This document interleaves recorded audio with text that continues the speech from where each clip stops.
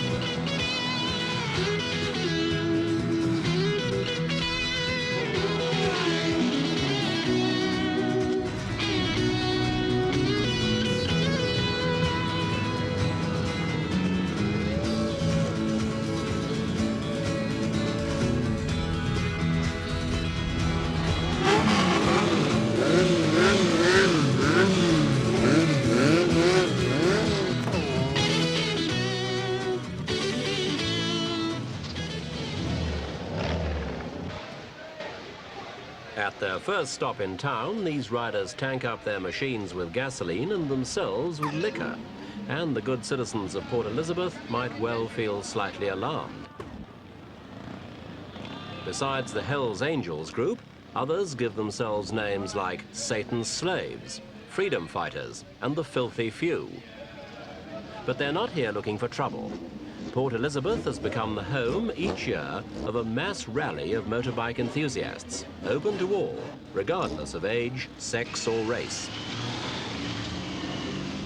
About 4,000 bikers with 3,000 machines between them turned up this year, and a camping site was put at their disposal. The lucky ones can get a camp bungalow, but most make do with tents and sleeping bags. Not something to look forward to when the spring rains have turned the ground into a bog.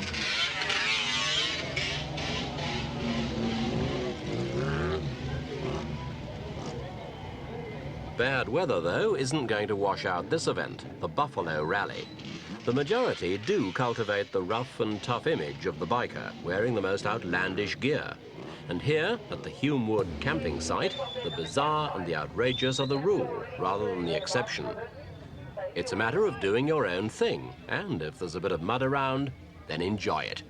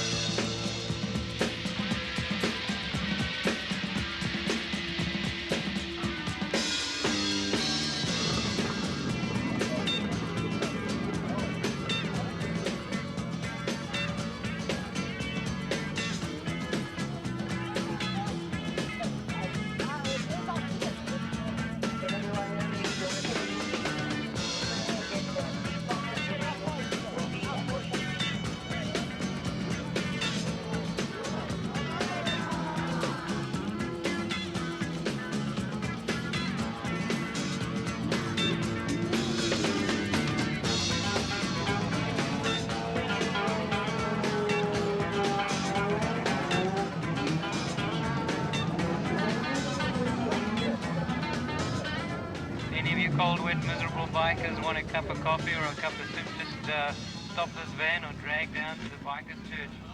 If your clothes get soaking wet, there's also a radical solution. Take them off.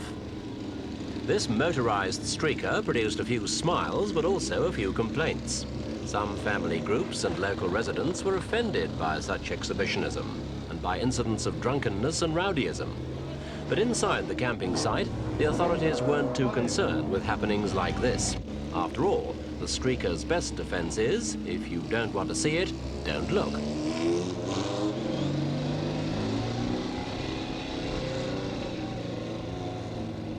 The tough bikers love military paraphernalia and weapons, and many of them arrived carrying handguns. With such large numbers of people gathered in a small area, and with plenty of liquor circulating, there was an obvious security problem. So the police were there in reasonable force, though always trying to keep a low profile. If things went all right, they wouldn't be needed at all.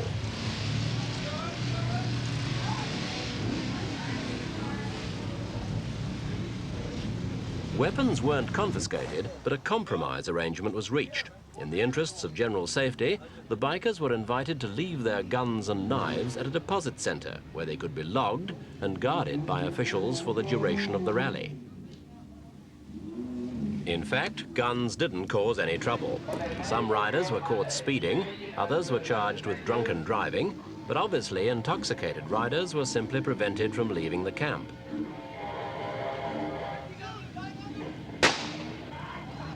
Generally, the police were well pleased with things. We've had no trouble with him. Nobody locked up? Nobody locked up. Shootings?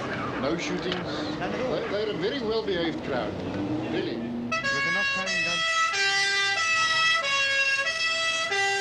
Several rallyists did meet with accidents at the campsite, though. 28 were treated at a local hospital for various injuries, and all but 4 were released.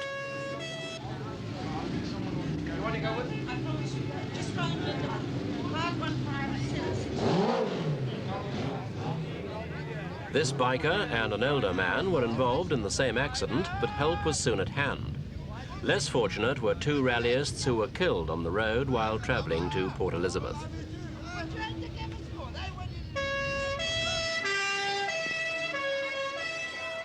Evening now, and more revelry in the main tent. The organisers laid on various events, though no racing. This was in deference to the current energy situation. A tattoo competition, though, was well suited to the brash image of the bikers. It called for the baring of limbs and torsos, and some of the men went even further.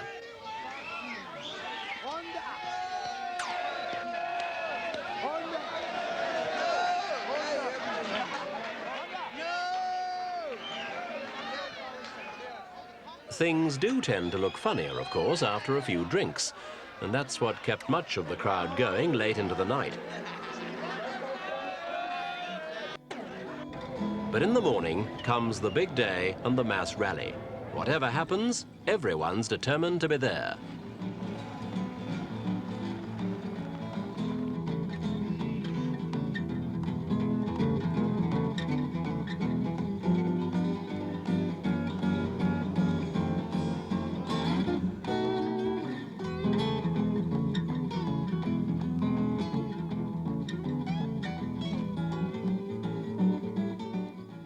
They have come from all over southern Africa and from even further afield for one weekend of shared enthusiasm for these powerful machines. After the rally, many will go back to ordinary jobs, in shops, offices and factories. But when they're out on the road, work is the last thing on their minds.